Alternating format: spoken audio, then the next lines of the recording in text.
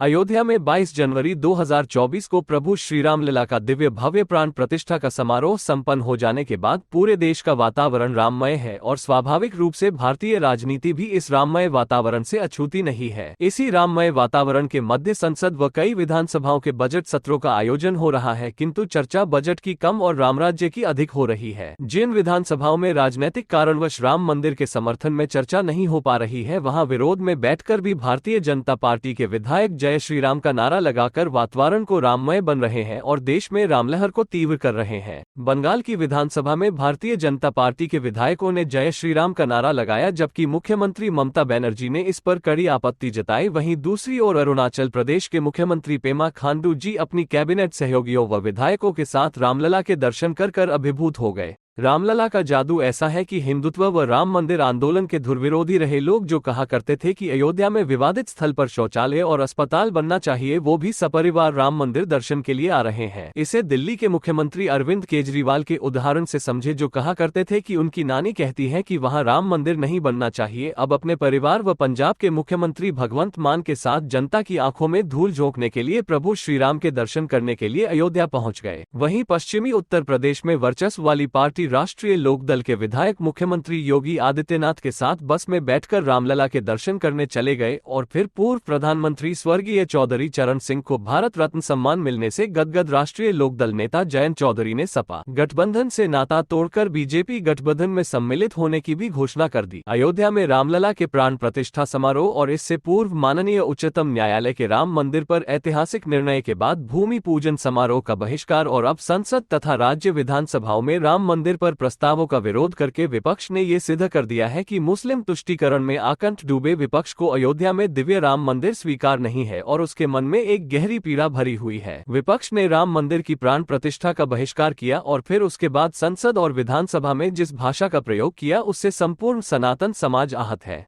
संसद के बजट सत्र में राष्ट्रपति के अभिभाषण पर धन्यवाद प्रस्ताव पर हुई बहस तथा सत्र के अंतिम दिन जब रामलला के विग्रह की प्राण प्रतिष्ठा पर प्रस्ताव पारित हुआ, सदन का वातावरण राममय था हुआ। किंतु ये दुर्भाग्य की बात रही कि कांग्रेस सहित ओवैसी जैसे सांसदों ने राम भक्तों को गहरा दुख पहुंचाया और यह भी बता दिया कि अगर सुप्रीम कोर्ट का फैसला इन दलों की सरकारों में आया होता तो ये राम मंदिर आज भी न बन पाया होता। विपक्षी दलों की हरकतों से यह साफ संदेश चला गया है कि अगर केंद्र या राज्य में भाजपा सरकार न होती तो राम मंदिर के निर्माण में किसी न किसी प्रकार से रोड़े अटकाए जाते और इसका निर्माण संभव न होता। राम मंदिर निर्माण का पूरा श्री प्रधानमंत्री मोदी और मुख्यमंत्री योगी को जाता है। संसद सत्र के अंतिम दिन रामलला के विग्रह की प्राण प्रतिष्ठा के प्रस्ताव पर चर्चा के अवसर पर भगवान राम के विभिन्न रूपों का ऐसा गुणगान हुआ कि पूरा सदन राममय नजर आया। राम मंदिर पर आया ये प्रस्ताव ऐतिहासिक है जो भावी पीढ़ी को देश के मूल्यों पर गर्व करने की संवैधानिक शक्ति देगा। प्रस्ताव पर चर्चा में भाग लेते हुए गृहमंत्री अमित शाह ने कहा कि राम के बिना भारत की कल्पना करने वाले गुलामी काल के प्रतिनिधि हैं। राम राज्य किसी एक धर्म या संप्रदाय के लिए नहीं है। राम और राम के चरित्र को फिर से स्थापित करने का काम 22 जनवरी को प्रधानमंत्री मोदी के हाथों हुआ है। प्रस्ताव पढ़ते हुए लोकसभा अध्यक्ष ने कहा कि सदियों की प्रतीक्षा के उपरांत अयोध्या में राम मंदिर का निर्माण हुआ है। यह मंदिर एक भारत श्रेष्ठ भारत की भावना का प्रतीक है। इस प्रस्ताव के माध्यम से सदन के सदस्य अयोध्या में हुए ऐतिहासिक कार्य की सराहना करते हैं। अयोध्या में बन रहा राम मंदिर पत्थरों से बनी कोई संरचना नहीं अपितु आस्था और विश्वास की भावनाओं से परिपूर्ण है। मंदिर निर्माण एक ऐतिहासिक उपलब्धि है और यह आने वाली पीढ़ियों को आशा व एकता के मूल्य सिखाएगा। अयोध्या में प्रभु श्री राम की भव्य दिव्य एवं नव्य राम मंदिर में प्राण प्रतिष्ठा पर उत्तर प्रदेश विधानसभा में जोरदार चर्चा हुई, जिसमें मुख्यमंत्री योगी आदित्यनाथ का भाषण सबसे महत्वपूर्ण रहा, जिसके कारण समाजवादी दल पूरी तरह बैकफुट पर आ गया। यही नहीं, सदन के सत्र के दौरान सोशल मीडिया में सपा रामद्रोही ट्रेंड भी हो गया। मुख्यमंत्री योगी आदित्यनाथ ने उप विधानसभा में नेता प्रतिपक्ष अखिलेश यादव पर करारा प्रहार किया और कहा कि मुख्यमंत्री रहने के दौरान वो वोट बैंक पर असर के डर से अयोध्या और मथुरा नहीं जाते थे। उन्होंने सपा पर हमला बोलते हुए कहा कि आपकी सरकार ने काशी में ताला लगवाया था और मथुरा में जन्मभूमि पर भी। हमारी सरकार ने दोनों जगह ताले खुलवा दिए। सपा शासन में धार्मिक पर्यटन की उपेक्षा हुई। हमारे आराध्य तो राम है, उनके नाम पर राजनीति कैसे हो सकती है।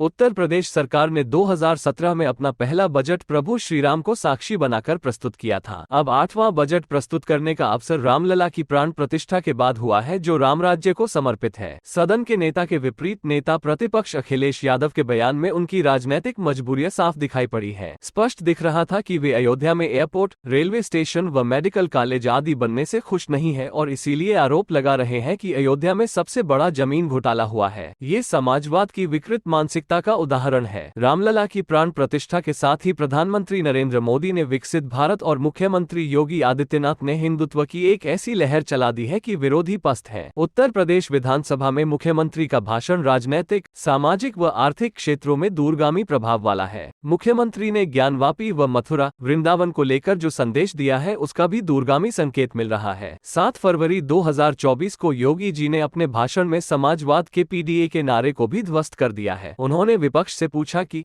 क्या शबरी और निषाद राज पीडीए नहीं? उन्होंने अपने भाषण के माध्यम से निषाद राज, शबरी, जटायु जैसे उदाहरणों के साथ हिंदुत्व को भी साधा है और सोशल इंजीनियरिंग को भी। प्रधानमंत्री नरेंद्र मोदी व योगी आदित्यनाथ की जोड़ी ने रामलला की प्राण प्रतिष्ठा के साथ ही अपना राजनीतिक एजेंडा व चुनावी तैयारी भी खूब जोरदार तरीके से कर ली है। राम लहर के कारण मुद्दा विहीन विपक्षी राजनीति हिचकोले खा रही है और भारतीय जनता पार्टी आगे निकलती जा रही है। इस राम लहर में अयोध्या व काशी पहुंच रही श्रद्धालुओं की भारी भीड़ बड़ा प्रभाव डाल रही है। काशी की ज्ञानवापी में व्यास जी के तहखाने में भी श्रद्धालुओं की भारी भीड़ उमड़ रही है और अभी तक 5 लाख से अधिक लोग वहां पर पूजा कर चुके हैं। हिंदुत्व की लहर से ही घबराकर विपक्ष कट्टरपंथी तत्वों की आड़ लेकर वातावरण को बिगाड़ने का षड्यंत्र भी रच रहा है। हाल ही में बरेली में मौलाना तौकीर रजा ने जेल भरो आंदोलन के माध्यम से वातावरण को खराब करने का असफल प्रयास किया। आने वाला समय सरकार और सनातन समाज दोनों के लिए बहुत सावधानी बरतने वाला है, क्योंकि अराजक तत्व ऐसे कुप्रयास करते रहेंगे, किंतु शीघ्र ही उनको समझ में आ जाएगा कि अब प्रभु श्रीराम की प्राण प्रतिष्ठा हो चुकी है। देश राम राज्य की स्थापना की दिशा में चल पड़ा है। वीडियो पसंद आई हो तो लाइक और चैनल को सब्सक्राइब करें, साथ ही बेल आइकन दबाएं ताकि आपको हमारे सभी नए वीडियो का नोटिफिकेशन मिलता रहे।